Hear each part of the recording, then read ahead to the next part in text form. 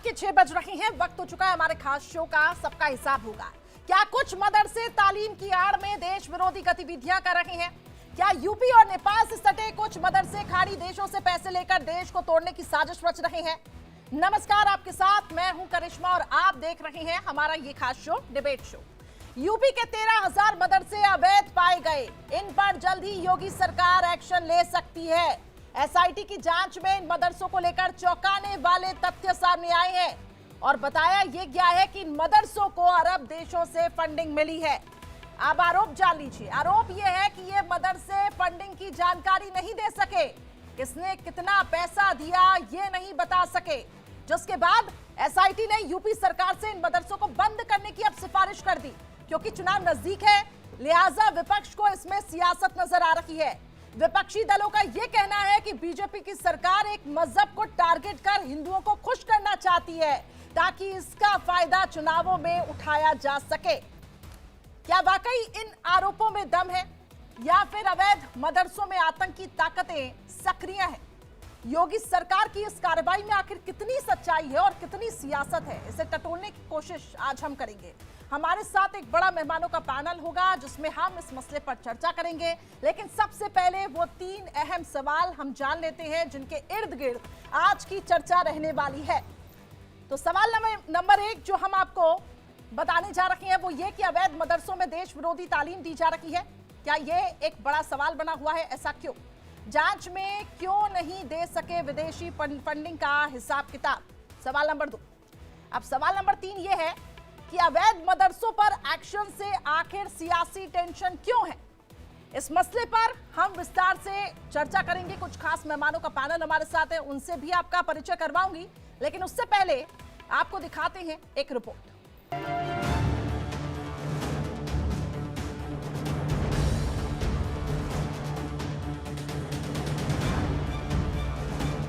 देश के सबसे बड़े सूबे उत्तर प्रदेश से हैरान करने वाली खबर सामने आई है। नेपाल सीमा से सटे 7 जिलों में करीब 13,000 अवैध मदरसे चलाए जा रहे हैं। एसआईटी ने इन पर एक्शन के लिए सरकार से सिफारिश भी कर दी, जिसके बाद सियासी बवंडर मच गया है। विपक्ष योगी सरकार से पूछ रहा है कि चुनाव के वक्त ही हिंदू मुसलमान क्यों?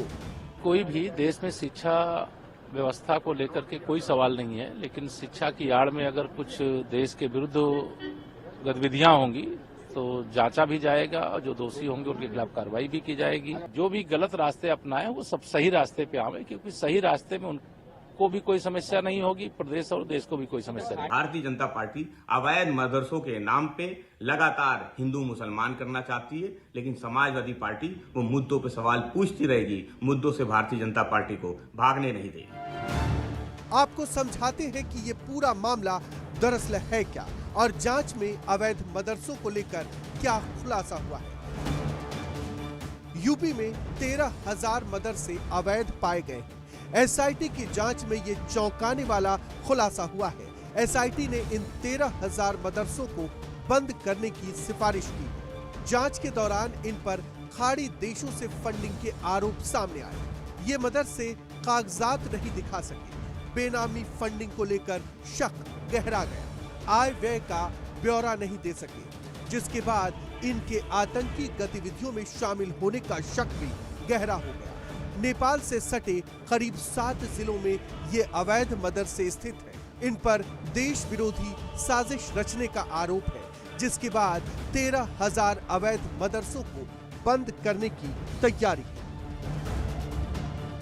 चुनाव आते ही मदरसों को लेकर शोर तेज हो गया है। ऐसे में मुस्लिम धर्मगुरु और विपक्ष सरकार पर हमले कर रहा है। मौलानाओं की माने तो इसके जरिए एक समुदाय को टारगेट किया जा रहा है।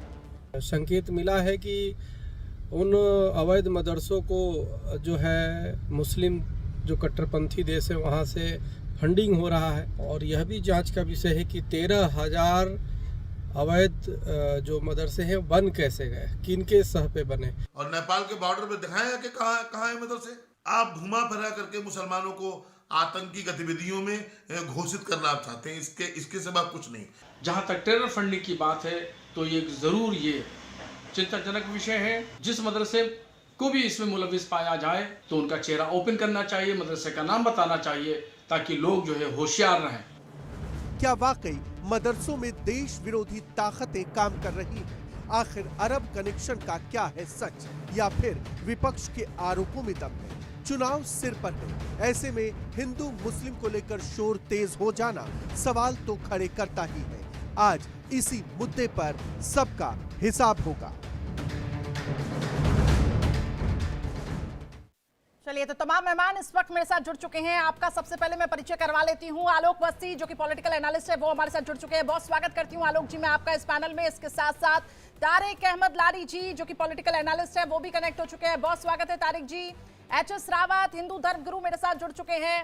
हाफिज नूर अजहरी जी अध्यक्ष है AIMPLB के, बहुत बहुत स्वागत आप दोनों मेहमानों का। फाजिल अहमद इस्लामिक स्कॉलर, ये भी हमारे साथ जुड़ चुके हैं। बहुत स्वागत करती हूँ आप सभी का हमारे इस खास शो में। सबसे पहले हाफिज नूर अजहरी जी, सवाल आपसे मेरा ये है कि अगर तालीम गलत दी जाएगी तो आखिर एक्शन क्यों नहीं लिया जाएगा?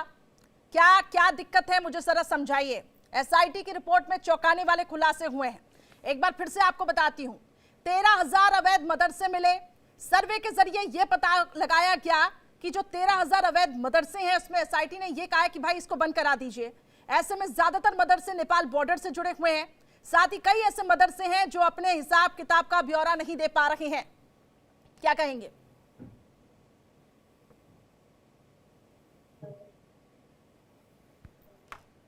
हाफिज नूर अजहरी जी, आवाज आ रही है आपको? चलिए, आवाज नहीं पहुंच पा रही है, ठीक है। तारिक अहमद लारी जी, आपसे ही मेरा सवाल है, अब जरा समझाइए आखिर हिसाब किताब ये मदरसे क्यों नहीं दे पा रहे हैं? कौन सा हिसाब किताब मदरसों से चाहिए? क्या उन मदरसों में हिसाब किताब की नहीं एड दे ले पा, रखी आय है? और व्यय का ब्यौरा नहीं दिया जा पा रहा है। आप सोर्स का मैडम, ब्यौरा मदरसों ने क्या गवर्नमेंट से एड ले रखी है? जी, क्या गवर्नमेंट ने मदरसों से एड ले रखी है? क्या गवर्नमेंट उनको फंडिंग करती है? क्या गवर्नमेंट उनको 1 रुपया देती है? या वहाँ के विधायक MP को उनको 1 रुपया देते हैं? विदेशों से फंडिंग हो रही है। मैम, SIT है क्या चीज? मैम, विदेशों से फंडिंग तो सरस्वती शिशु मंदिर की भी हो रही है, विश्व हिंदू परिषद की भी हो रही है, जो बाकायदा दंगा कराने की ट्रेनिंग दी जाती है, जो हत्या कराने की ट्रेनिंग दी जाती है उन संस्थाओं में। उनका क्या कहेंगी आप? हो रहा है तो इसमें क्या कहेंगे? क्या चीज हो रहा है? खबर खुलासा ये हुआ कि बच्चों का यौन उत्पीड़न हो रहा है, इस पर क्या कहेंगे? विदेशों से फंडिंग हो रही है जी। ओह, अरे अभी बनारस हिंदू यूनिवर्सिटी में जो यौन उत्पीड़न के साथ साथ बलात्कार हुआ था, उस पर क्या कहेंगी आप? उन बलात्कारियों का घर कब गिरेगा? VC के खिलाफ कार्रवाई कब होगी? वहां के SP DM के खिलाफ कार्रवाई कब होगी? मुद्दे पर क्यों नहीं आ रहे हैं? कमिश्नर के खिलाफ कार्रवाई कब होगी? बात ये हो रही है ना सर, 13,000 अवैध मदरसे मिले हैं। आप इस बात की गंभीरता को समझते हैं? आप इसी मुद्दे पर आइए। 13,000 अवैध मदरसों को बंद करने की यहाँ पे सिफारिश की जा रही है। हिंदू परिषद, बजरंग दल जो है दंगा कराने की ट्रेनिंग देता है। अपना बताइए, तो दंगा कराने की ट्रेनिंग बाकायदा वीडियोस आए हैं। एक बात करिए, वीडियो बताइए मुझे बताइए, आपने शिकायत दर्ज करवाई, करते हुए दिखाया गया हो शिकायत दर्ज करवाई, फिर आप क्यों ऐसा सोचते हैं कि अगेंस्ट में हो जाती है सरकार? मैं आपसे बस इतना जानना चाहती हूँ, जो रिपोर्ट में खुलासा हुआ है 13,000 अवैध मदरसे मिले, इसका स्रोत आखिर क्या है? हम भी सब चिंता न करिए, हम सरकार बदलेगी तो हम भी सब सरस्वती शिशु मंदिर, विश्व हिंदू परिषद, बजरंग दल पे हम भी SIT बैठाएंगे। चिंता न करिए, चिंता न करे कोई भी। बाकायदा उस पर यह जांच होगी कि कहां से वो वीडियो आए थे जब उनको बंदूक की ट्रेनिंग दी जा रही थी। अभी मदरसों का मुद्दा ले रही हूं सर। चलाने की ट्रेनिंग दी जा रही थी, मदरसों का लाठी चलाने की ट्रेनिंग दी जा रही थी जी। आपने बीते दिनों असम में देखा ना क्या हुआ, जो आंकड़ा निकल कर आया, आपने वो देखा ना कि आखिर किस तरीके से आतंक का अड्डा बना हुआ था। वो रिपोर्ट तो सार्वजनिक हुई थी सर। गांव में साध्वी प्रज्ञा ने कैसे ब्लास्ट कराया था। आप मुद्दे पर ही नहीं आ रहे, आप मुद्दों से भटका रहे हैं। आलोक वत्स जी, इस पैनल में आपको ज्वाइन करना चाहूंगी, बात रखिए। हमने ये भी देखा कि पुलवामा में 300 किलो RDX आ गया, आज तक उसका नहीं पता चला मुद्दे की बात करी कहां से वो RDX आया था। आपने असम की तस्वीर देखी ना, मुद्दे की तो बात कर रहे हैं। आप जो मुद्दे की बात करी, बेरोजगारी की बात हम करते हैं, मुद्दा तो सबसे बड़ा ही है। हम महंगाई की बात करेंगे, मुद्दा तो ये भी बहुत बड़ा है। खुलासा हुआ है ना सर, ये मैं थोड़ी ना कह रही हूं, पूरे मदरसों की बात नहीं हो रही है, कुछ मदरसों की बात हो रही है और ये स्पेसिफिक किया गया है। जब आप मुद्दे की बात करेंगे तो हम भी तो मुद्दे की बात करेंगे। मैं लौटूंगी आपके पास। आलोक वत्स जी, टाइम में मुद्दों की बात करिए, म्यूट कीजिए। डेवलपमेंट की बात करिए। आलोक वत्स जी, आप अपनी बात इनको म्यूट कीजिए। आप अपनी बात रखिए। ये खुद मुझे टेररिस्ट नजर आ रहे हैं। ये जिस तरीके का टेररिज्म फैलाने की कोशिश कर रहे हैं आपके प्रेस्टीजियस चैनल पर। करनी है तो जब मेरी बारी है तो मुझे बोलने दिया जाए, आप नहीं बोले बीच में। तो तारिक अहमद लारी को ना बुलाइए। तारिक अहमद लारी ऐसे बदतमीजों के साथ बैठकर काम नहीं करता। मैं आपको एक चीज कह रहा हूँ, जब आपका टर्न आए तब आप बोलिए, आप दूसरे के टर्न में मत बोलिए। आप रहिए या जाइए उससे फर्क नहीं पड़ता है, लेकिन आप दूसरे के टर्न में नहीं बोल सकते हैं। कोई व्यक्तिगत अटैक नहीं होगा। मैं आप दोनों से रिक्वेस्ट करती हूँ। आलोक जी, मैं रिक्वेस्ट करती हूँ। तो तमीज सीखो। ठीक है, पहले तमीज सीखो। बात ये बोलने ही नहीं दे रहे हैं। ठीक है, ये बोलने ही नहीं दे रहे हैं। तारिक अहमद जी, ये याद रखना। तारिक अहमद जी, मैं रिक्वेस्ट करती हूँ सर आपसे, मैं रिक्वेस्ट करती हूँ, इस डिबेट को हमें चर्चा करनी है। मैं रिक्वेस्ट करती हूँ। आई एम सॉरी, लेकिन इस तरह से मैंने आपकी बात नहीं सुनी थी कि आप किसी और को बोल रही हैं। मैंने आलोक जी को बोला ना, मैंने आलोक जी से भी रिक्वेस्ट की कि आप व्यक्तिगत नहीं होंगे। आपने इनको 4-5 बार बोला कि आलोक जी को बोलना है, ये फिर भी बोले जा रहे हैं। आलोक जी, मैं आपसे रिक्वेस्ट करती हूँ सर। वो बात नहीं आई थी। ठीक है, मैं आप सभी लोगों से रिक्वेस्ट करती हूँ। आप सभी की बातें सुनना बहुत जरूरी हो जाता है सर, तो मैं आप सभी लोगों से रिक्वेस्ट करूंगी एक एक करके अपनी बात रखें ताकि हम इस चर्चा को अच्छे से कंटिन्यू कर पाएं। करिश्मा जी, जब इनका टर्न आए तब बोले ना, ये मेरे समय में क्यों बोल रहे हैं? ठीक है, ठीक है, ठीक है। आलोक जी, अब आप अपनी बात रखिए, अपनी बात रखिए। अभी इन्होंने कहा कि सरस्वती शिशु मंदिर टेररिज्म का पाठ पढ़ाता है। मैं अपने दोस्त को बताना चाहता हूं कि भारतीयता, संस्कृति और संस्कार का पाठ अगर भारत में कोई भी संस्था पढ़ाती है तो अव्वल दर्जे पर सरस्वती शिशु मंदिर इस काम को कर रही है। ये चाहे आज तक कोई टेररिज्म नहीं पैदा हुआ वहां से, लेकिन ये जो 13,000 अवैध मदरसे नेपाल से सटे जिलों में है, इन्होंने उसकी फंडिंग के बारे में क्यों नहीं बताया? आय व्यय का ब्यौरा क्यों नहीं दिया? आय व्यय का ब्यौरा देने में क्यों हिचक गए? काउंटरफेट करेंसी का इस्तेमाल कर रहे हैं, डोनेशन का खुलासा नहीं कर रहे हैं, फाइनेंशियल ट्रांजैक्शन के बारे में पूरी क्लैरिटी नहीं दे रहे हैं, ड्रग ट्रैफिकिंग से जो पैसा आता है उसका इस्तेमाल कर रहे हैं, और जो एक्सटॉर्शन से पैसा वसूलते हैं वो भी वहां लाया जा रहा है। ये जवाब दे। अगर इनके पास साफ है इनका सारा हिसाब किताब, तो ये SIT को अपना हिसाब किताब दे।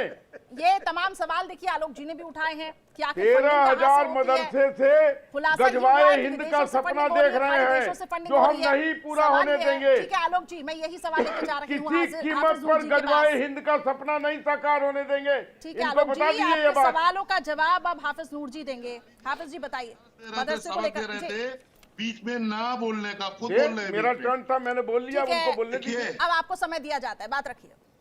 देखिए मेरी बात खुल करके सुनिए। मुसलमानों का वजूद मदरसा है, मुसलमानों का वजूद दरसगाह है, मुसलमानों का वजूद, हम इसे अल्लाह के रसूल का घर कहते हैं मदरसे को। तो मदरसे को टारगेट करना, ये इसका मतलब ये है कि मुसलमानों के वजूद को टारगेट करना है। अच्छा मुझे ये बताइए, जब मदरसों से आय व्यय का ब्यौरा मांगा जाएगा, मेरे सवाल का बस जवाब दे दीजिए, मैं आपको पूरा मौका दे रही हूँ। अगर आय व्यय का ब्यौरा मांगा जाएगा, नहीं दे पाएंगे तो सवाल तो उठेंगे ना सर कि आखिर ये फंडिंग कहाँ से हो रही है? अभी हाल ही में राम मंदिर प्राण प्रतिष्ठा हुई थी, उसमें हजारों करोड़ रुपए का चंदा आया था। दिया है ब्यौरा? क्या तो ब्यौरा दिया जा रहा है ना। खबर तो ये भी सामने आई, चंदे की रकम का जो आप ब्यौरा दे रही हैं, नहीं बताया, उसी का शहर चंदे की रकम से जो निर्माण हुआ है, अगर आप ये दावा करते हैं तो आपको ये बताना होगा, वो डॉक्यूमेंट्स आपको देने होंगे।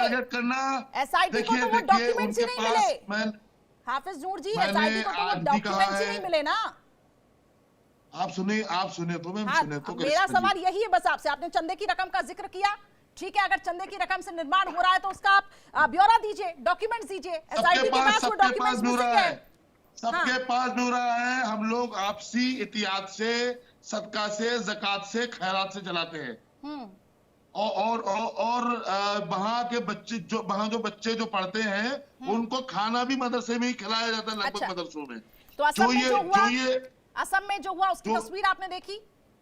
कुछ नहीं, असम का मुख्यमंत्री मुस्लिम विरोधी है।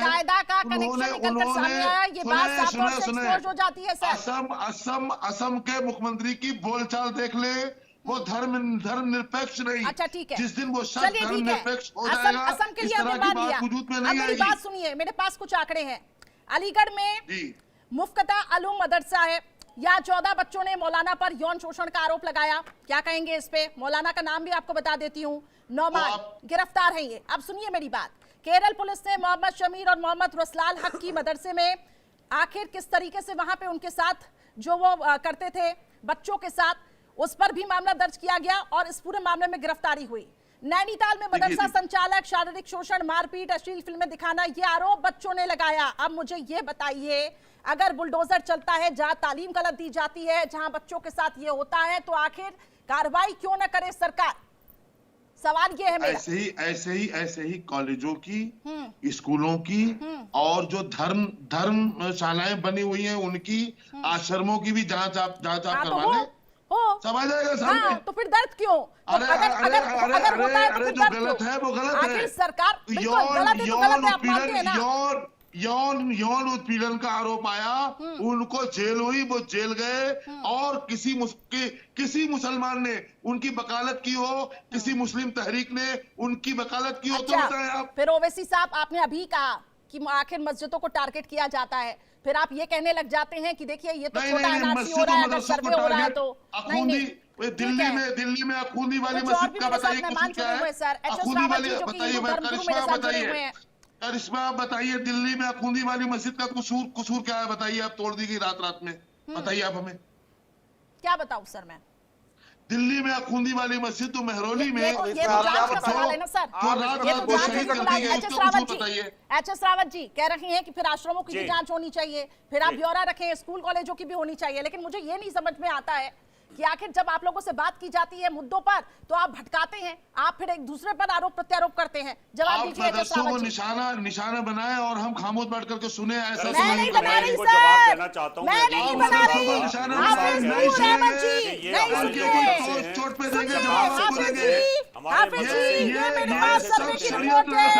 हाफिज जी, मैं नहीं बना रही, मैं इस डिबेट में नहीं सुनो मेरी बात। हाफिज नूर जी, मेरी बात सुनिए, गलत नहीं सुनूंगी। नहीं, हाफिज नूर जी, हाफिज नूर जी,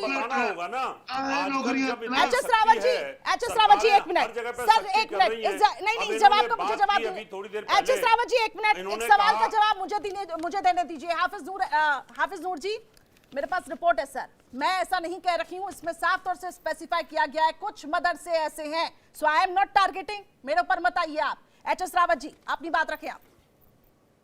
आपसे मुराद आप नहीं है, आपसे मुराद सरकार है, आपको चल रही है। जकात का पैसा कहां से आता है? जकात का पैसा, दान का पैसा कौन देता है? क्या सरकार का अधिकार नहीं बनता पूछने का? हिंदुओं पे जो ट्रस्ट है उनके ऊपर मोदी सरकार ने सबको रोका है, जो बाहर से पैसा आ रहा था किसी भी तरीके से। और रही बात, आपने कहा कि सरस्वती शिशु मंदिरों पर एक्शन होना चाहिए, एक भी किताब ऐसी बता दो, एक भी लेक्चर कोई ऐसा बता दो जहां देश के खिलाफ अगर कहीं सरस्वती शिशु मंदिर में नहीं पढ़ाया गया हो। मदरसों में आप पढ़ाते हो कि काफिरों से दोस्ती मत करो, मदरसों में आप सरिया पढ़ाते हो, क्या आप ये भाई नहीं है? मदरसों में जलवाए की बात पढ़ाते हो, आप छोटे दिमाग खराब करते हो, तो ऐसे मदरसों को रोकना चाहिए। और फिर आपने कहा कि ये की आप बात कर रहे थे, आपने ये सवाल मुझसे पूछा था, जवाब दे देती हूँ। अवैध निर्माण की वजह से गिराई गई, ठीक है, तो जहां जहां अवैध निर्माण होगा सरकार का बुलडोजर चलेगा। सवाल आपसे है, अवैध निर्माण की वजह से बताइए ये फैक्ट फाइंडिंग कैसे है? अब आपसे मेरा एक सवाल ये भी है, केरल में तो सरकार नहीं है ना बीजेपी की, तो फिर केरल का मुख्यमंत्री भी मुस्लिम विरोधी नहीं हुआ, तो वहां पर केरल के मदरसों में बच्चों के साथ जो यौन उत्पीड़न हो रहा है, इसको लेकर आप क्या कहेंगे? मुझसे पूछा? हाँ, आपसे ही पूछ रही हूँ। केरल में आप जाइए, सादिया जाइए, सकाफिया जाइए, वहां अभी उन्होंने 100 वकील दिए मदरसों से निकाल के हाईकोर्ट को। जहां गलत हो रहा है उसके साथ नहीं हम खड़े हैं। हजारों मदरसे हैं, हजारों लोग हैं, अगर किसी ने कहीं पर गलत किया है तो उसको सजा मिलनी चाहिए। लेकिन यही सुनना था, अगर गलत हुआ है तो सजा मिलनी चाहिए, और अगर सरकार कर रही है तो आप क्यों कहते हैं कि भाई आप नहीं, अगर गलत हुआ आप 13,000 मदरसे आपने निशानदेही कर दिए, ये क्या है? ये सिर्फ इस्लाम और मुसलमान को टारगेट करना है। आपको मालूम है मदरसे खत्म हो जाएंगे तो मुसलमान अपने आप खत्म हो जाएगा। किसी का वजूद थोड़ी ना खत्म करना है सर। सरकार चाहती है सब चीजें चले कानून के हिसाब से। फाजिल अहमद जी, मुस्लिम मुखालिफ एजेंडा है, वो नरेंद्र मोदी के जरिए भारत में लागू किया जा रहा है। ठीक है फाजिल अहमद जी, क्या कहेंगे आप जिस तरीके से अभी जो एसआईटी की रिपोर्ट में खुलासा हुआ है, आपका क्या टेक है इस पे? करिश्मा जी, आप तो बोलने ही नहीं दे रही किसी को। नहीं, मैं आपको वक्त दे रही हूँ। आप बीच में इतना आ जा रही हैं कि नहीं, जब मेरे ऊपर सवाल उठाएंगे सर, मैंने थोड़ी ना रिपोर्ट तैयार की है फाजिल अहमद जी, मैंने रिपोर्ट तैयार नहीं की है ना। आप थोड़ा सा धैर्य रखिए, ठीक है। अगर हम बोले आप थोड़ा सा धैर्य रखिए, सुनिए बात को। ठीक है फाजिल जी, बोलने का फिर आप बोलने ही नहीं दे रही किसी को। ठीक है, बोलने का वक्त देती हूँ, बताइए। हाँ तो आप सुनिए, आपने 2-3 बातें कही। हाँ जी। एक तो मदरसा से बात है, यौन उत्पीड़न, ये एक क्राइम है। राम रहीम को सजा, कितने बाबा लोग जेल में हैं। राम रहीम को सजा हुआ, 3 जिले का तबाह कर दिया उनके लोगों ने। मुसलमान कभी किसी के खिलाफ नहीं जाता है, अगर कोई गलत किया है तो उसको कानून सजा देगी। नंबर 1 बात। दूसरी बात, मदरसा, अवैध मदरसा क्या है? सरकार ने एक भी मदरसा बंद किया अभी तक? अगर गलत है तो सरकार को तुरंत बंद कर, सील कर देना चाहिए ना मदरसा। अगर सील कर देंगे, कानूनी नोटिस देंगे, हम लोग न्यायालय में जाएंगे, न्यायालय तय करेगा कि अवैध है कि वैध है। तो ये तो एक प्रक्रिया है ना, जो इस प्रक्रिया को आप किसी पे थोप नहीं सकते। बिल्कुल। और जानबूझकर के आप किसी को नकारात्मक छवि प्रस्तुत करें, ये भी ठीक बात नहीं है। अगर मदरसा वैध है कि अवैध है, ये कानून तय करेगा और अदालत तय करेगी। अगर वो अवैध है 13,000 मदरसा, आप बताइए कि कितने मदरसों को सील किया इन्होंने। सील करके अदालत में जाएंगे, अदालत में बहस होगी, अदालत में तय होगा कि वैध है कि अवैध है। लेकिन ये सिर्फ इलेक्शन प्रोपेगेंडा है। जब इनको इलेक्शन में कहीं हार दिखती है तो मुसलमान मदरसा, गाय गंगा गोबर, इससे बाहर ये लोग निकल नहीं पा रहे। पूरा देश तबाह है, किसान परेशान, नौजवान परेशान, बेरोजगारी, भ्रष्टाचार इस हद तक है कि आप इन सारी चीजों को ध्यान भटकाने के लिए ये मदरसा, मंदिर, गोबर, गंगा, इन सब चीजों में पब्लिक को उलझा देते हैं। ये कोई नई बात नहीं। और मदरसे की जांच इतने साल से चल रही है। और अवैध मदरसे की परिभाषा अभी सरकार ने तय नहीं किया। जो मदरसे किराए के घर में चल रहे उन्हें ये अवैध कह रहे। तो भाई अगर वो किराए के घर में चल रहे हैं तो 0 से लेके 5वीं क्लास तक के लिए कोई परमिशन की जरूरत नहीं पड़ती। उसी कानून के तहत मदरसा चल रहा है जिसमें प्राइमरी एजुकेशन दी जाती है बच्चों को। यानी मुसलमान का हर बच्चा पहले 2 साल जो प्ले स्कूल है वो मदरसे में जाकर के सीखता है दीनी तालीम, उसके बाद बाकी आगे की स्कूल में जाता है। और एक भी ये रावत साहब बैठे हैं, हिंदू नेता आते होंगे आपके पास, ये लोग एक भी संस्कृत विद्यालय नहीं चलाते। कोई धर्म का कोई काम नहीं करते सिवाय टीवी पे डिबेट करते। ठीक है। एक भी काम अपने धर्म के लिए नहीं करते। ठीक है। एक भी संस्कृत विद्यालय, और बनारस में 43 संस्कृत विद्यालय बंद पड़े हैं तो आप फिर मुस्लिम का चोला ओढ़ लेते हैं। अक्सर मैंने आपको बोलने का मौका दिया। आपने बहुत धैर्य का परिचय दिया, इसके लिए बहुत धन्यवाद। आप थोड़ा सा, मैं सिर्फ 2 मिनट और लूंगा आपका। लीजिए, आप सुनिए। ये 40-45 संस्कृत विद्यालय बनारस में वो बंद पड़े हैं जिसमें बच्चे ही नहीं है। टीचर है, टीचर को सरकार तनख्वाह दे रही है, लेकिन स्कूल में बच्चे नहीं है, क्योंकि कोई भी हिंदू समाज के लोग अपने बच्चों को संस्कृत विद्यालय में नहीं पढ़ाना चाहते। तो ये उनकी अपनी समस्या है।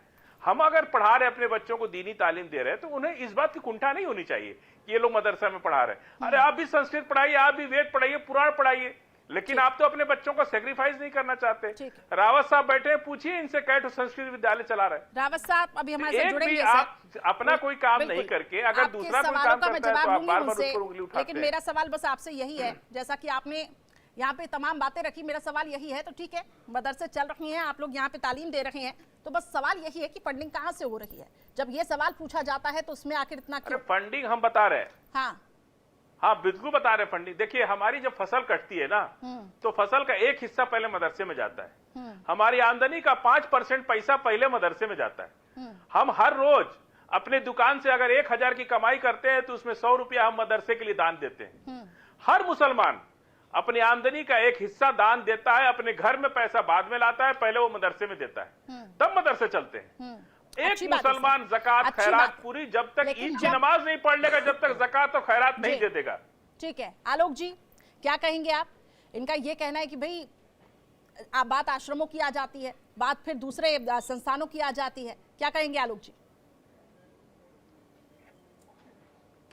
देखिए करिश्मा जी, अभी बात मदरसे की हो रही है तो मदरसे पर ही रहने दीजिए पूरे डिबेट को। ये बात कर रहे थे अभी मेरे दोस्त कि ज़कात और खैरात हर मुसलमान निकालता है।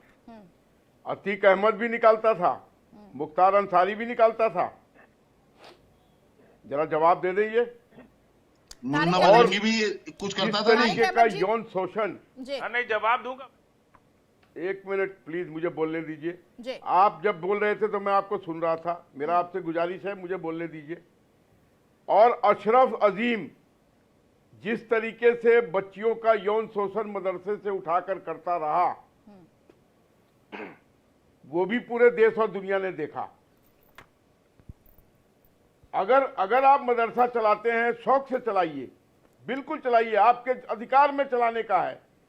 लेकिन उसमें जो पैसे आते हैं वो टेरर फंडिंग से आते हैं, हवाला से आते हैं, या जेन्युइन तरीके से आते हैं, इसका ब्यौरा भी देने का फर्ज आपका बनता है। बिल्कुल ठीक है सर। अगर आपको नहीं देंगे ब्यौरा तो आपके अवैध मदरसे बंद कर दिए जाएंगे। इस बात की भी आप ठीक है सर। मुझे बिल्कुल आपकी बातों का, आपके सवालों का जवाब मैं तारिक जी से लेना चाहूंगी। तारिक जी बताइए, खाड़ी देश, चीन, इन जगहों से अगर पैसे लेने की फिर क्या जरूरत पड़ती है? सवाल ये उठ रहे हैं, आरोप ये लग रहे हैं। मैम देखिए, पहली बात तो ये समझिएगा कि मदरसों में जो पैसा दिया जाता, मैं अपनी खुद की पर्सनल बात बताता हूँ कि मैं वाकई में फैक्ट बात है ये कि मैं घर में पैसा बाद में लाता हूँ। पहले मैं अपना हिस्सा निकाल देता हूँ जो कुरान के शरीयत के हिसाब से है 2.5%, वो निकाल कर मैं रखता हूँ। मैं मदरसे ही नहीं, मैं क्या नाम है उसको, पैसे को मैं गरीबों में भी बांटता हूँ, मुफलिसों में भी बांटता हूँ, ज़रूरतमंदों को भी देता हूँ, और उसमें कोई धर्म नहीं देखा जाता है। पहली बात यह है, उसमें जो इंसान जिंदा है उसको जो ज़रूरत है उसको पूरा करने के लिए हमारे लिए हुक्म है, हमको देना है, उसमें कोई धर्म का वो नहीं है। रही मस्जिद की बात, तो मस्जिद में ज़कात खैरात का पैसा नहीं लगता, उसमें सबसे पहले पैसा आपके कमाई के हिस्से का आप अपना लगाइए, वो आपकी मर्जी है जितना आप दें। तो मदरसों में पैसा जो लग रहा है, जो आप 13,000 मदरसे कह रही हैं, यौन उत्पीड़न की बात कह रही हैं, यौन शोषण की बात कह रही हैं, बिल्कुल एग्री। लेकिन क्या अगर 4 मदरसों ने यौन उत्पीड़न किया है, या वहाँ के 2 मौलवियों ने या 1 मौलवी ने उत्पीड़न कर दिया, क्या पूरा मदरसा गिरा दिया जाएगा? तो इस हिसाब से तो फिर जो आपकी पूरे हिंदुस्तान में 1143 यूनिवर्सिटीज है, उन यूनिवर्सिटीज को भी गिरा देना चाहिए, क्योंकि वहाँ पे रेप किया गया। सर तो फिर क्या उसके देखिए, आप पूरी बात नहीं करने देती हैं। सर तो मेरा सवाल है ना आपसे, धन्यवाद, बातों का मेरा डिबेट ओवर हो गया मैम, धन्यवाद। अब हटाओ यार, ये लेडी नहीं, आप ऐसे नहीं जा सकते ना पैनल छोड़ के। सर आप पैनल छोड़ के नहीं जा सकते ना, घर में बैठ के पिकनिक कर रहे हैं। एचएस रावत जी से भी मैं आपके सवालों का जवाब ले लेती हूँ ना। जवाब नहीं, इसलिए भागोगे और फंसे हुए और बुरी तरीके से इसलिए भागोगे। ठीक है, कोई दिक्कत नहीं, कोई फंसा हुआ नहीं, हम बैठे हैं जवाब देने के लिए। रावत जी, हाफिज नूर जी जवाब दीजिए। देखिए मैं तो सवाल पूछूंगी ना, जकात के नाम पे फिर विदेशी फंडिंग क्यों, फिर क्या जरूरत पड़ जाती है? देखिए मैं तो सवाल पूछूंगी ना सर आपसे। खोलिए ना नाम, डर क्यों लग रहा है सरकार को? अरे सरकार नाम बोले 13,000 मदरसों में कौन से मदरसे हैं? जकात से आता है, जकात वालों के नाम बताओ। दान का आता है, दान वालों के नाम बताओ। तुम्हारे पास लिखा हुआ होगा ना 13,000 मदरसों में। बात करते हो, क्यों नहीं जवाब दिया आप लोगों ने? जवाब देना चाहिए। आप पैसा देते हो, आपके पास रिकॉर्ड होगा ना कि आपने इतना पैसा दिया है, मस्जिद में इतना दिया है, आपने कितनी कमाई की, उसका कितना पैसा निकाला है, आपके पास हिसाब नहीं है। आपको इनकम टैक्स को हिसाब देना पड़ेगा, मदरसे को भी देना पड़ेगा। भागते हो कुछ चैनलों से, दूसरों से आप हिसाब नहीं रखते। घर में किचन तक का हिसाब होता है, किराएदार का हिसाब होता है, मीटर का हिसाब होता है, मदरसों का हिसाब नहीं है, आपका लोगों का हिसाब नहीं है। ऐसे कैसे हो सकता है? सब जानते हैं। तुम टेलीफोन का बिल आप देते हो, उसका हिसाब है, बिजली का बिल आप देते हो, उसका हिसाब है, किचन का बिल आपके पास है, ड्राइवर की सैलरी आपके पास है, कार की मेंटेनेंस का हिसाब आपके पास है, लेकिन इस मदरसे का हिसाब किताब आपके पास नहीं है। एक करके अपनी बात रखिए, ठीक है? आपके सवालों का जवाब है। तुम कौन होते हो हिसाब लेने वाले? ठीक है। अब हाफिज जी मुझे ये बताइए, सरकार होती है हिसाब लेने वाली, आप सरकार के अधीन काम करते हो, सरकार आपको सुरक्षा देती है, सरकार की आप जमीन के ऊपर सरकार हिसाब लेती है आपसे, और हर एक से सरकार का हिसाब लेने का एक करके मैं बात सुनूंगी। सरकारी एजेंसियों का गलत इस्तेमाल। अब आप लोग भी थोड़ा संयम का परिचय दीजिए ना।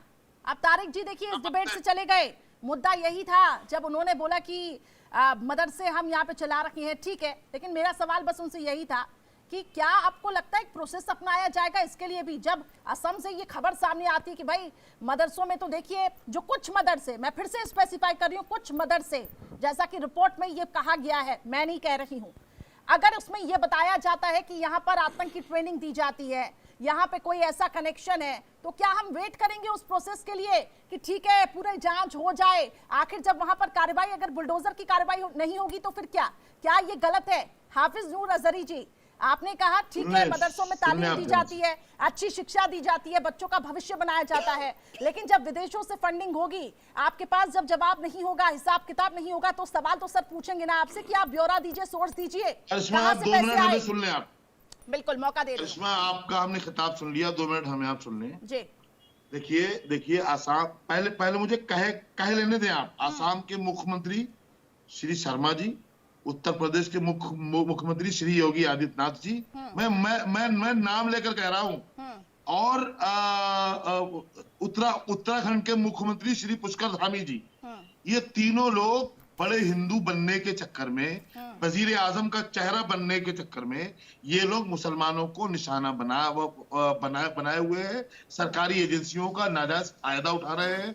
इन्होंने जिन मदरसों पे बुलडोजर चलवाया है, वो नाजायज तरीके से चलवाया है, गलत तरीके से चलवाया है। हमें आप बताएं, बहुत सारे मंत्रियों, बहुत सारे संतरियों ने अवैध तरीके से कोई काम किया है, वो लोग गिरफ्तार हुए हैं, वो जेलों में गए हैं, तो क्या वो मंत्रालय खत्म कर दिया गया? उस पर उसकी बिल्डिंगें तोड़ दी गई। बताएं आप, मदरसों के साथ क्यों हो रहा है ये? सरकार अपने हाथ में लेकर के सही लोगों का चयन करके दे देती, हमें कोई एतराज नहीं होता। सरकार जो बुलडोज कर रही है, सरकार वो जुल्म कर रही है। ठीक है सर, सरकार हमारी निशानियों को, हमारे असलाफ की तारीख को बात सुनी है, मिटा रही है। ठीक है, आपके सवालों का जवाब आलोक जी मैं आपसे ही लेना चाहती हूँ। क्यों आखिर एक वर्ग को ऐसा लग रहा है कि वो वंचित है, आखिर वो टारगेट हो रहा है, क्यों? उनके भी आपने सवाल सुने, जवाब चाहूंगी आपसे। देखिए करिश्मा जी, ये इनका भ्रम है कि सरकार इनको टारगेट करके चल रही है। जितनी भी कल्याणकारी योजनाएं हैं, चाहे वो राशन का वितरण हो, चाहे वो शौचालय का निर्माण के बाद वितरण हो, चाहे वो घर का वितरण हो, या आयुष्मान भारत कार्ड का वितरण हो, क्या मुसलमान को वंचित किया गया है उससे? तो हमारे कथनी और करनी में अंतर नहीं है। ये मोदी की गारंटी है, हर वर्ग को कल्याणकारी योजनाओं का लाभ मिलेगा।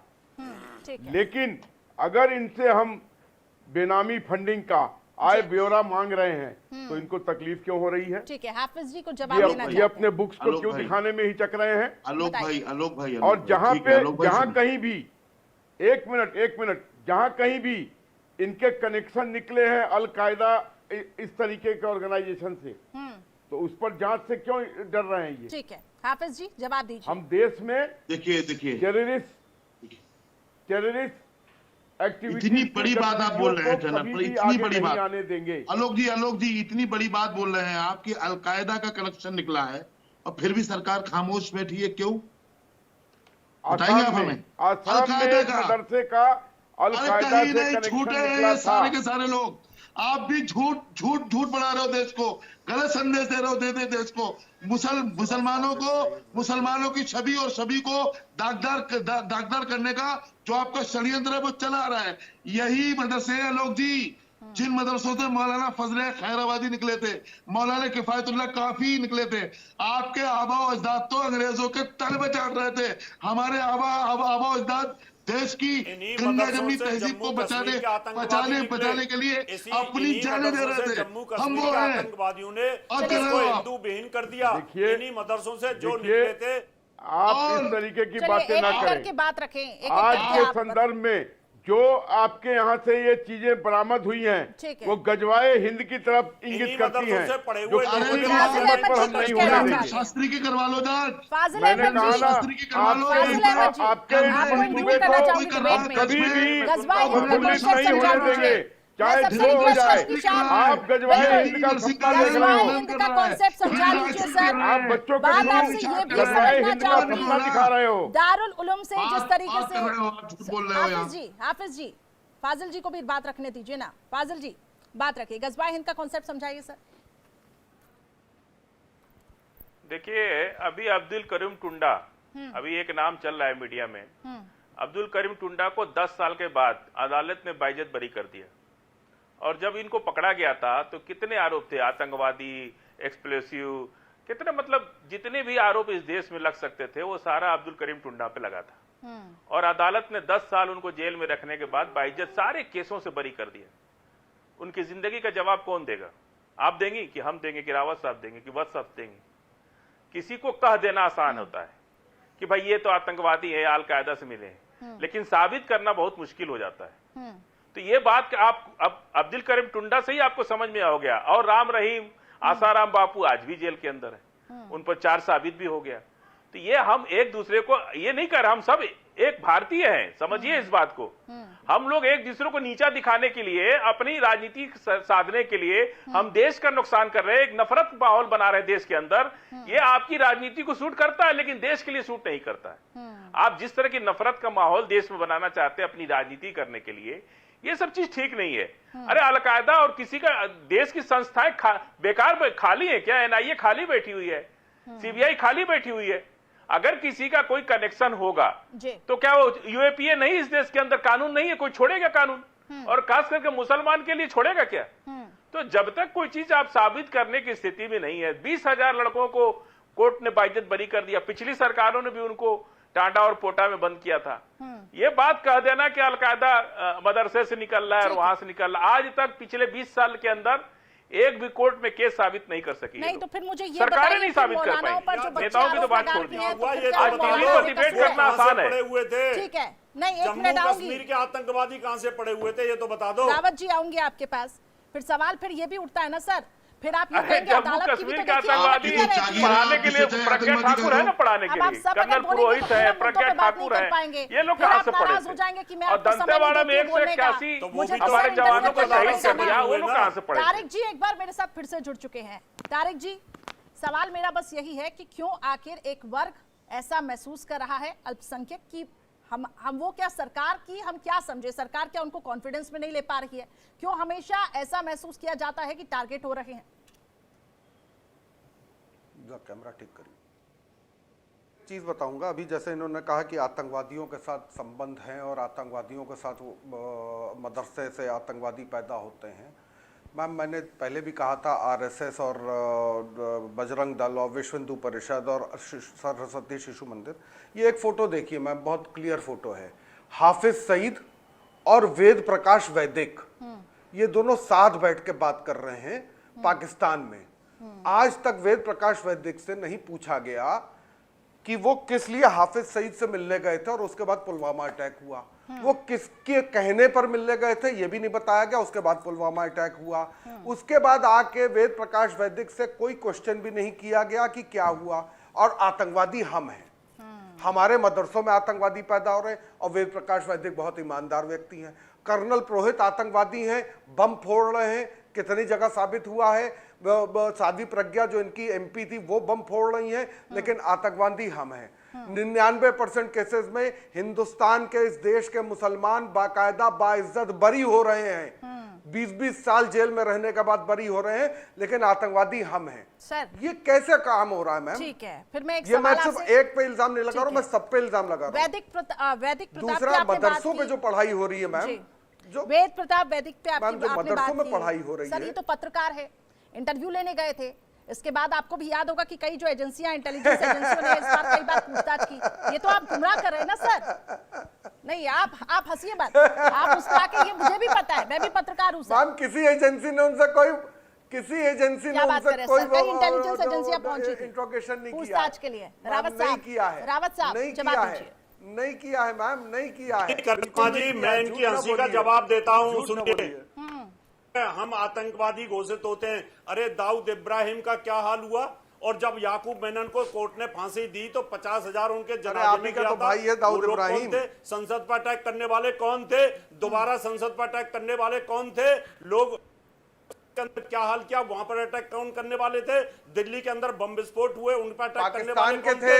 ये पाकिस्तान के थे और कश्मीर के थे। ये सारे आप लोग ही तो थे, आप लोग बदनाम हो रखे हो, पूरे वर्ल्ड के अंदर बदनाम हो, आप पूरे वर्ल्ड में बदनाम हो। और आपने फ्रांस के चार दिया, आप लोग मैगजीन को अटैक किया, वो आतंकवादी कौन थे? 9/11 पे हमला करने वाले वो आतंकवादी आप लोग थे। पूरे वर्ल्ड में इस्लामिक आतंकवाद फैला हुआ है और आपने आपको दूध का दौरा बताने की कोशिश कर रहे हो। आपने पूरे इस्लाम को बदनाम करके रखा है। आज कोई भी अगर इस्लामिक आदमी को देखता है तो उसको डर पैदा होता है, उनको लगता है कि ये व्यक्ति दाढ़ी टोपी पहन के बैठा हुआ है तो आतंकवादी होगा, उसको सच्ची नजर से देखते हैं। आप लोगों ने पूरे हिंदुस्तान के ऊपर हमला करके रखा, आप लोगों ने सीरियल ब्लास्ट किए, आपने कौन सी जगह ऐसी छोड़ी आपने ब्लास्ट नहीं किए? आपने सोमनाथ मंदिर के ऊपर ब्लास्ट करवाया, आपने अक्षरधाम में आपने ब्लास्ट करवाया, आपने फिर दोबारा ये कहा हमारी सरकार बन गई तो राम मंदिर पे हम ब्लास्ट करेंगे। आप क्या बात कर रहे हो? आप अपनी सफाई दे रहे हो, आप पूरे वर्ल्ड में बदनाम हो। इस्लामिक राष्ट्र आतंकवाद अहमद लारी भी चीफ मिनिस्टर बना होगा और अगर कोई मुसलमान ब्लास्ट करने जाएगा तो उसका आतंकवादी घोषित किया जाता है। अहमद लारी क्या बात और कर रहे अपने हो? हाथ से आप लोगों को तो फांसी दी गई है। तारिक अहमद लारी इस गलतफहमी में ना रहिएगा कि कोई उस राम मंदिर को या किसी मंदिर को ब्लास्ट करके खत्म कर देगा। इस गलतफहमी में ना रहिएगा और कोशिश करेगा तारिक अहमद लारी अपने हाथ से उसको तलवारों से काट देगा। करके दिखाए कोई, करके दिखाए राम मंदिर पे कोई, किसी मंदिर पे कोई हमला करके दिखाए, तारिक अहमद लारी अपनी हाथों से अपने तलवारों से काटेगा। क्या बात कर रहे हो? क्या बात कर रहे हैं? यही भाईचारा तो चाहिए, यही भाईचारा तो चाहिए इस देश में, ताकि देश का सांप्रदायिक सौहार्द न बिगड़े। अरे मैडम, ये लोग भाईचारा को चारा बना के खा रहे हैं, ये लोग भाईचारा को चारा बना के खा रहे हैं। फिर तारिक जी भाईचारा नहीं चाहिए, आलोक जी सत्ता चाहिए। आलोक जी, आखिर क्यों ऐसा महसूस किया जा रहा है कि टारगेट किया जा रहा है? आखिर हमारी बातों को सुना नहीं जा रहा है? जब ऐसी बात सामने आती है तो फिर सवाल सरकार पे ही आरोप लगते हैं कि भाई चुनाव है नजदीक, टाइमिंग पे सवाल उठने लग जाते हैं कि आप जैसे ही चुनाव नजदीक आते हैं तो मंदिर, मस्जिद, स्कूल, मदरसा, क्या इस पे ही चुनाव लड़ा जाएगा? देखिए करिश्मा जी, समय समय पर इनके मदरसे से या इनके ऑफिस से ऐसे सबूत हाथ लगते हैं जो देशद्रोही होने का पूरा पुख्ता सबूत देते हैं। कुछ दिनों पहले, 1-1.5 साल पहले, पीएफआई के पटना दफ्तर से ऐसे कागजात बरामद हुए थे जो गजवाए हिंद की तैयारी के बात बताते थे। उस पर इनका क्या कहना है? कौन थे वो लोग जो पीएफआई के दफ्तर से पटना से वो कागजात हुए? फिर all over India, all over, अब प्लीज रहिए, प्लीज बीच में मत बोलिए, प्लीज बीच में मत बोलिए। फिर ऑल ओवर इंडिया, फिर ऑल ओवर इंडिया रेड हुआ और जगह जगह पर इनके यहाँ से वो कागजात बरामद हुए जो देशद्रोही गतिविधि में लिप्त पाए गए। गजवा हिंद का मतलब तो बताइए, तो मैं जवाब दूं आपको। प्लीज मेरे आपसे गजवा हिंद है क्या चीज, पहले ये तो बता दीजिए मुझको। तारिक जी, आपको ठीक है गजवा हिंद का कॉन्सेप्ट बताते हैं आलोक जी। आलोक जी, मतलब क्यों जानेंगे? आफिर जी आपके पास में आऊंगी, मैं सबके पास आऊंगी। आलोक जी, छोटे रूप में मतलब है हिंदुस्तान में मुसलमानी सल्तनत स्थापित करना। अरे भाई, जब मुगल यहाँ पे नहीं स्थापित कर पाए तो आज क्या स्थापित होगा? तब तो लोग अपनी धोती खोल के भागे पड़े थे। मुसलमानों, मुगलों की तलवार के आगे तो धोतियां खोल दी थी लोगों ने। तब यहाँ पे सनातन जाग चुका है, पूरे विश्व का सनातनी जाग चुका है, पूरे विश्व का सनातनी जाग चुका है। अब आपके मंसूबे और इरादे कभी भी सफल नहीं हो पाएंगे। आप कुछ भी कर ले, आपके इरादे सफल नहीं हो पाएंगे। आप कुछ भी कर ले, आपके इरादे हम सफल नहीं होने देंगे। और आपने जिस हमारे मस्जिद पे, जिस मंदिर पर आपने कब्जा किया हुआ है, वो धीरे धीरे करके एक मंदिर, एक मस्जिद को वहां से हटाकर हम अपने मंदिरों को पुख्ता करेंगे। और बेशर्मी वाली बात करते हो भाई, जा चुल्लू भर पानी में मैंने कहा ना, आप कुछ भी कह लीजिए, लोग डूब मरो। अभी मोदी भी डूब मरे। मैंने कहा ना, आप अश्लील भाषा का प्रयोग कर रहे हैं। शर्म से चुल्लू भर पानी में डूबने के लिए आपको हम नहीं छोड़ेंगे। अरे मुगल जब अभी तो अयोध्या लिया है, उसके बाद ज्ञान वापी लेंगे, उसके बाद मथुरा लेंगे, उसके बाद आगरा लेंगे। जिस मंदिर पर आपने काबिज अपने को किया था वो सब आपको खाली करना पड़ेगा। और हमारी मंदिरों को हमें काशी मथुरा के बाद अब आगरा की बात आ रही है। आप कुछ भी कर ले, हम आपके गजबाई हिंद की बात हो रही है तो गजबाई हिंद को ऐसी बदतमीजी से जाग चुका है, नहीं, सनातन धर्म जाग चुका है, सनातनी अपने मंदिरों को इसी के लिए जकात से तो तुम कर ही रहेगा चाहे जो हो जाए। ऐसी जकात से तो आतंकवादी पैदा होंगे जो पढ़ करके रावत जी मैं पाप आपकी के बात पैसे से जकात दिया हुआ तारिक जी शब्दों की गरिमा यहाँ पर बनाए रखे मैं नहीं चाहती पैदा नहीं फाजिल अहमद जी आप अगर आप पैदा करेंगे तो हम उनको ट्रेन छोटा करके ही करेंगे। बोल लीजिए सब बोल लीजिए। फिर जब मैं कहती हूँ तारिक जी तो आप कहते हैं कि मैं आपको बोलने का मौका नहीं देती हूँ। तारिक जी धर्म के नाम पर यही तो बात है। तारिक जी धर्म के नाम पर चोला फिर तोड़ के जा रहा है, कौन फिर सवाल उठा रहा है। पर अमित शाह ने भी मार दिया, तड़ीपार ने भी मार दिया, मोदी ने भी रावत जी तारिक जी आई जस्ट रिक्वेस्ट आप दोनों से रिक्वेस्ट करती हूँ सर आपके पास लौटूंगी। फाजिल अहमद जी आप अपनी बात रखे। गजबाई हिंद का कॉन्सेप्ट आपको समझा दिया आलोक जी ने, मतलब इस्लामी कानून को लागू करने के लिए क्या लोगों के ऊपर अत्याचार किया जाएगा। वो कातिल है, ये तड़ीपार है और ये देखिए दंगाई बैठा हुआ है सामने ही। नहीं तारिक जी नहीं, जो तारिक जी नौजवानों को नहीं हमारे वहाँ भी है लोग, हमारे वहाँ भी ऐसे लोग हैं, हमारे वहाँ भी ऐसे लोग हैं जो दंगा करवाने के फिराक में रहते हैं, लेकिन ये दोनों मिलकर ऐसे मदरसों से पढ़े होंगे जहाँ पर जिहाद सिखाते होंगे, ये दोनों भाई की ये पैदाइश है, करवाते इनको तमीज नहीं। ऐसा ही कोई ऐसे ही किसी मौलवी ने इनको शिक्षा दी होगी जो तमीज नहीं है। यही इस्लाम सिखाता है आप लोगों को। इसी तरह का पैसा कमा के आप मदरसों में देते हो क्या? औलाद हो तुम मालूम है आप लोगों को तमीज नहीं बात करने की। तारिक जी औलाद हो आपकी बात पूरा देश सुन रहा है। तारिक जी आप इस लिहाज से बात करिए। तारिक जी क्या क्या मैसेज आप दे रहे हैं? आपको सब सुन रहे हैं, क्या मैसेज आप दे रहे हैं? व्यक्तिगत अटैक कर रही है। जब आपसे सवाल पूछा जाता है तो फिर आप चले जाते हैं, फिर आप कहते हैं मैं आपको बोलने का मौका नहीं देती हूँ। नहीं तारिक जी, फिर जब मैं आपसे सवाल पूछती हूँ तो फिर आप कहते हैं मैं आपको बोलने का मौका नहीं देती हूँ। आदमी को बोलने का मौका मत दीजिए आप। नहीं तारिक जी ये अलाउ नहीं करूंगी मैं अपनी डिबेट में। आप इस तरीके के पर्सनल अटैक करेंगे तो, ऐसे शब्दों का इस्तेमाल करेंगे तो। फाजिल अहमद जी का आवाज बढ़ाइए। फाजिल अहमद जी गजबाई हिंद का कॉन्सेप्ट आपने समझा? देखिए नहीं मेरा सवाल पहले आप सुन लीजिए, पूरा सवाल सुन लीजिए। गजबाई हिंद का आपने कॉन्सेप्ट समझा?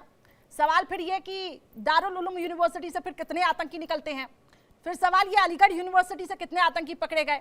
फिर जब आप लोग ये फिर पोर्ट्रे करते हैं कि मुस्लिम मुस्लिम मुस्लिम आखिर एक वर्ग को यहाँ पे टारगेट किया जा रहा है, तो सर सरकार तो कार्रवाई करेगी। इस पर भी आपको चाहिए कि एक प्रोसेस हो और उस प्रोसेस को चलते रहना चाहिए, फिर जब तक पूरे जो युवा है वो ना युवा का ब्रेन वॉश ना हो जाए। आप चाहते हैं पूरे प्रोसेस के साथ हो चीजें? देखिए मध्य प्रदेश में आईएसआई के लिए काम करते हुए 8 भाजपा के आईटी सेल के लोग पकड़े गए। अभी पिछले साल की घटना है। आईटी सेल के लोगों ने बीएचयू की हिंदू लड़कियों के साथ बलात्कार किया, 3 महीना तक एफआईआर नहीं लिखा गया। और आलोक वस्ती जी ने एक बात जो दूसरी की है, मैं उस पर जवाब देना चाहता हूँ। जूनागढ़ मंदिर का ना वैज्ञानिक सर्वे हो चुका है। जूनागढ़ मंदिर में 3 बौद्ध गुफाएं मिली हैं। अब सुप्रीम कोर्ट वो लोग आ गए कि साहब ये बौद्ध गुफाएं मिली है, ये मंदिर हमको दे दिया जाए। तो वो बौद्ध धर्म के लोगों का जो है जूनागढ़ मंदिर हो गया। तो पूरे देश में अब यही चलता रहेगा। आप मंदिर मस्जिद आप चाहे आगरा कुछ भी बात कर लो इस देश के अंदर, तो बौद्ध को आप तो हम तो कह रहे हैं 91 वर्षीय तो समाप्त कर दीजिए, पूरे मंदिरों की खुदाई हो जाए, पूरे मस्जिदों की खुदाई हो जाए। जो बौद्ध का निकले उसको बौद्ध को दे दीजिए, जो मुसलमान का निकले उसे मुसलमान को दे दीजिए, जो हिंदू का निकले। 1000 साल के मौर्य वंश के इतिहास में एक प्रमाण नहीं मिला किसी देवी देवता का। सिंधु घाटी सभ्यता में किसी कोई एक प्रमाण नहीं मिला देवी देवता। और राम मंदिर की खुदाई जब हो रही थी, जब शिलान्यास हो रहा था, वहां की नींव की खुदाई में भी भगवान बुद्ध निकले, तथागत बुद्ध की मूर्तियां निकली। तो ये क्या बात करना चाहते हैं? ये सरकार में रह करके जितनी बड़ी बड़ी बातें कर रही है लोग, ये बस सरकारी प्रोपेगेंडा है। ये सरकार में रह के ये लोग प्रोपेगेंडा मचा रहे हैं। आप जूनागढ़ को दे दीजिए बौद्ध को। तमाम बनारस की 3 मंदिरें बौद्ध, बाकायदा बुद्ध की मूर्तियां आज भी गर्भगृह में केदारनाथ धाम में बौद्ध के अंदर गर्भगृह में, बद्रीनाथ धाम में बौद्ध की मूर्ति रखी हुई है। जो पूजा हो रही है बौद्ध की पूजा हो रही है। बड़ी मीठी मीठी बातें करते हैं। बौद्ध पागल नहीं है। बौद्धों की मूर्ति अभी तोड़ी है आपने तालिबानों ने अफगानिस्तान के अंदर बम से उड़ा करके। उनको अरे बद्रीनाथ में आप बद्रीनाथ में दीजिए जाकर के, वहाँ का तो सर्वे हो चुका है। जूनागढ़ का तो बाकायदा वैज्ञानिक तीन गुफाएं निकली उसके अंदर से। चलिए ठीक है, बाबन मेश्राम साहब सुप्रीम कोर्ट में FIR फाइल कर दिया करके, पिटीशन फाइल कर दी। मैं फिर आलोक जी के पास जाऊंगी आपके पूरे सवालों का जवाब लेके। बाबन मेश्राम दोनों ही तुम्हें मार मार के दलित नेता है, उन्होंने तो अरे अब बाकायदा सुप्रीम कोर्ट में आके कह दिया कि भाई वैज्ञानिक सर्वे में 3 बुद्ध गुफाएं निकली, दूसरे को बोलने दीजिए, उसको भी दे दीजिए। आपका नाम आलोक वत्स नहीं है, कोई मतलब नहीं, हम लोग तो तैयार बैठे हैं, हम कहाँ भाग रहे हैं आपसे? कहा ना, आप आगरा ले लो, हम कहाँ भाग रहे हैं? हम तो साथ हैं आपके। ये लड़ाई को यहाँ थोड़ी खत्म होने वाली। फाजिल जी तो 20,000 हिंदू मंदिर बहुत फाजिल जी तो फिर हलाला भी सरकारी प्रोपेगेंडा है। फाजिल जी हलाला भी फिर सरकारी प्रोपेगेंडा है, आपका ट्रिपल तलाक भी सरकारी प्रोपेगेंडा है, ये माने हम? आप सरकारी प्रोपेगेंडा की बात कर रहे हैं ना सर? बैठे हैं, पांडवों के पिता का नाम बता दीजिए, मेरे सवाल का जवाब दीजिए। रावण साहब से पूछिए पांडवों के पिता का नाम क्या था? ट्रिपल तलाक भी सरकारी प्रोपेगेंडा है। आलोक वत्स से पूछ लिए कि पांडवों के पिता का नाम क्या था? कर्ण कैसे पैदा हुआ? आलोक जी से पास जाऊंगी, आपके ही सवाल लेकर जाऊंगी, आप मेरे सवाल का जवाब दीजिए। हम बता रहे ना, हलाला की बात कर रहे हैं ना, तो कर्ण कैसे पैदा हुए थे? जरा हमको बता दे। बात सुनो फजील भाई, जिस तरह से ये लोग अपने धर्म की बात सोचते हैं, वैसे दूसरे के बारे में सोचते हैं। आप भी तो मुद्दों से कहीं ना कहीं भटका रहे हैं आलोक जी। अरे तो आप बताइए ना हमको, कर्ण कैसे पैदा हुआ? हलाला, अरे आग लगने की कहाँ बात है? हलाला जो है, हलाला दुनिया को पता है कि हलाला क्या है। एक भी इस देश के अंदर ये मीडिया प्रोपेगेंडा हलाला कर रहे हैं। वो भी अरे आप बताइए ना, कर्ण के पिता का नाम क्या था? वो भी सरकारी प्रोपेगेंडा है। कर्ण के पिता का नाम बता दीजिए। क्या बात कर रहे हैं सर? यहाँ हम मुद्दों की बात, मदरसों की बात हो रहे हैं। पिता का नाम बता दीजिए। आप मुझसे फिर ये सवाल जवाब बताइए ना आलोक जी। हलाला मदरसा से हलाला से क्या लेना देना? अभी जो 13,000 सरकारी प्रोपेगेंडा की बात करें तो बात ये फाजिल अहमद जी बात को घुमाने की कोशिश कर रहे हैं। ये पांडु के फादर का नाम जानना चाह रहे थे, पांडवों के फादर का नाम पांडु था। और कुरु, अरे कैसे जो नियोग क्या होता है? नियोग क्या होता है? नियोग इस देश के, अभी उत्तराखंड में एक ही औरत से 5 लोग शादी कर रहे हैं। नहीं, क्या है बता दीजिए। सनातनी धर्म जाग चुका है, विवाह हो रहा है। अब हम लोग उत्तराखंड में एक औरत से करिश्मा जी रूप से एक औरत से 5 लोग दरवाजा खटखटा रहे हैं। भाई मिलकर विवाह कर रहे हैं। सर्वे का दरवाजा खटखटा रहे हैं। कानून बनना चाहिए, नहीं बनना चाहिए? लोकतांत्रिक तरीके से उत्तराखंड के सबूत इकट्ठा अभी विरोध किया हम अपना एक मंदिर वापस लेंगे। इसमें कहीं कोई दो मत नहीं है। 5 भाई एक औरत से शादी कर रहे हैं। हम बलवा नहीं चाह रहे हैं, हम कोई मारपीट नहीं कर रहे हैं। हम अपने मंदिरों को आर्कियोलॉजिकल सर्वे के लोगों के द्वारा, तो जूनागढ़ मंदिर में तो आर्कियोलॉजिकल सर्वे हुआ है ना, वहाँ बुद्ध गुफाएं निकली हैं। लेकर रहेंगे मंदिर में आर्कियोलॉजिकल सर्वे हुआ है, बुद्ध गुफाएं निकली। अगली बारी आप उनको दे दीजिए। बद्रीनाथ धाम, केदारनाथ धाम, स्वामी प्रसाद तो कह रहे हैं कि उसकी जांच कराइए। कुछ भी कर ले, आपके पूर्वजों ने जो गलती किया है, हम लोग तैयार बैठे हैं। आपको खमियाजा भुगतना पड़ेगा। हमारे मथुरा आगरा जितना करना पड़ेगा। इस देश में सारी मंदिरों का सर्वे होगा, सारी मस्जिदों का सर्वे होगा, और आपको वहां से बकायदा विदा करके ही दम लेंगे। नहीं, आप बिना कोर्ट से भी खाली करा सकते हैं। पाठ पढ़ रहे हैं, ठीक है, हमारी मेजोरिटी है, हम मेजोरिटी है, हम बलवा के दम के दम पर भी ले लेते हैं। मेजोरिटी नहीं है हम लोग। आप कह रहे हैं ठीक है, आप इंतजार कर रहे हैं। ब्राह्मण धर्म को मानने वाले सिर्फ 20 मुझे आगे जाना होगा। तारिक अहमद लारी जी, 20 करोड़ लोग ब्राह्मण धर्म को मानने वाले। तारिक अहमद लारी जी आपके पास आऊंगा। जब आप कह रहे हैं कि ठीक है, आप एसआई की जब जांच होगी उसके लिए भी आप तैयार हैं। 20 करोड़ ब्राह्मण धर्म को मानने वाले लोग हैं। आदिवासी बुद्धिस्ट हैं, आदिवासी हैं, सरनाथ धर्म को मान रहे। कहाँ आपके धर्म को कोई मान रहा है? सर फिर आप एक बात मैं आपको बताना चाहूंगी यहाँ पे, आप फाजिल जी, हमारे धर्म को कोई नहीं मान रहा है, आप कर्ण पांडव की अगर बात करेंगे तो फिर मैं मोहम्मद पैगंबर की बात करूंगी। अरे कहाँ कोई मान रहा है बताइए ना? 5 करोड़ लोग स्वामी चले गए। फाजिल जी, कर्ण पांडव पर सवाल उठाएंगे तो फिर मैं मोहम्मद पैगंबर की बात करूंगी, फिर आप मुझसे सवाल पूछने लग जाएंगे। 5 करोड़ लोग आपको छोड़ के चले गए, आप प्रतिज्ञा ले रहे हैं। तारिक अहमद जी, आतंकवादी घोषित हो रहे हैं। तारिक अहमद जी आपके पास आऊंगी मैं। सवाल ये कि जब एसआई ठीक है, हम भी तैयार हैं जिस तरीके से एसआई जांच करती है। सवाल फिर ये भी हो जाता है कि जब एसआई की रिपोर्ट सौंपती है तो फिर आप उस रिपोर्ट को मानते नहीं है। आप कहते हैं कि ठीक है हम तैयार हैं, हो फिर सब, अगर यहाँ पे एसआई कर रखी है सर्वे तो करे, सर्वे रिपोर्ट जब हो रही है, एसआईटी जब सौंप रही है रिपोर्ट, फिर आप उसको मानते नहीं है, फिर आप कहते हैं कि मुस्लिम मुस्लिम मुस्लिम। अरे करिश्मा जी, उस सर्वे रिपोर्ट का कोई महत्व नहीं, उस पर दस्तखतें नहीं है किसी का, फर्जी रिपोर्ट साबित कर दिए जाकर। अच्छा, किसी की दस्तखत नहीं है उस रिपोर्ट फर्जी है, ठीक है तारिक जी। वो रिपोर्ट पर किसी की दस्तखत ही नहीं है, अभी अदालत में चैलेंज हो गया वो तो। ठीक है, मेरे पास समय की कमी है तारिक जी, जल्दी से अपनी बात रखें, मेरे पास समय की कमी है सर, माफ कीजिएगा तारिक जी। शामिल कर दिया। देखिए मैम, ऐसा है, सर्वे की बात अगर करनी है और सर्वे कराना है तो बेहतर होगा कि इनको उस पर यकीन नहीं, उसको इन पे यकीन नहीं, तो एक अनोनिमस बॉडी बिल्कुल बाहर से आप इंटरनेशनल ऐसे सर्वे करने वालों को बुलाइए, उनसे आप सर्वे कराइए, जो किसी भी धर्म या किसी भी जात या किसी भी पॉलिटिकल पार्टी के नहीं, उनको बुलाइए, उसके बाद देखिए कौन नहीं मानता है। फिर उस पर विश्वास होगा। आपका कहना है कि ये जो तमाम जांच एजेंसियां हैं ये बीजेपी की मैं ये बात कह रहा हूँ, उसके बाद विश्वास, मैं अपने धर्म की बात कर रहा हूं, उसके बाद अगर मेरे धर्म के लोगों को विश्वास नहीं हो तो तारिक अहमद लारी विश्वास दिलाने का तरीका जानता है। अच्छा, ठीक है सर, ठीक है, बहुत बहुत शुक्रिया आप सभी मेहमानों का मेरे साथ जुड़ने के लिए। तो देखिए आखिर किस तरीके से यहाँ पर बात रखी गई। हालांकि देखिए इसमें सवाल कई उठ रहे हैं, लेकिन एसआईटी ने अब ये सिफारिश की है कि इन मदरसों की जांच हो और इसके बाद ये जो मदरसे हैं ये बंद हो। बहरहाल ये जांच का विषय है, अब ये देखना होगा कि इस पे आखिर किस तरीके से सरकार फैसला लेती है।